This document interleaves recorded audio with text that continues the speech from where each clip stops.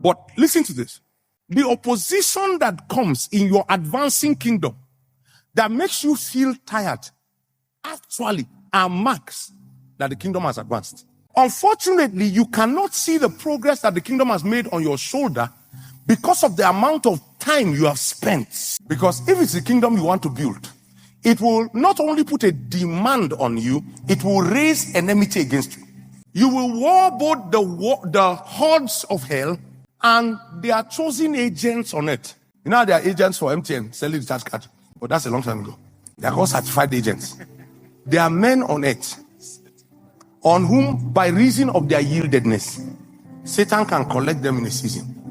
And all they will decide to do is say, see this thing you carry, I must kill it.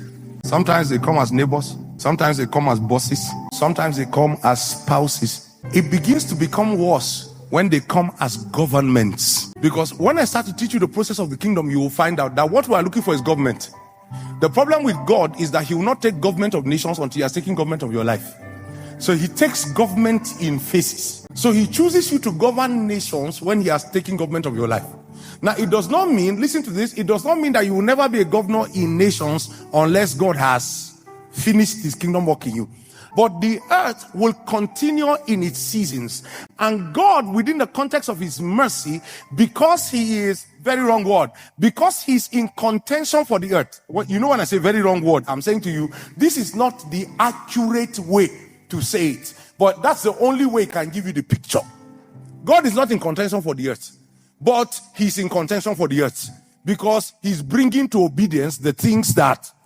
So God, in the midst of his contention for the earth, because he's in contention for the earth and he understands the workings of the kingdom of darkness, he also makes room very often for the sons of light in the midst of the kings of darkness. But that's not God's ultimate agenda. You understand it? And many times, this is the risk that we have had to bear in many generations.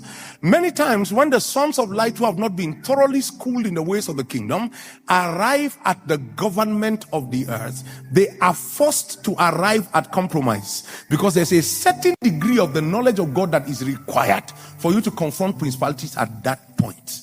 You can sit down today and say, all these people, every time they reach government, they'll just steal money. Wait until you reach there.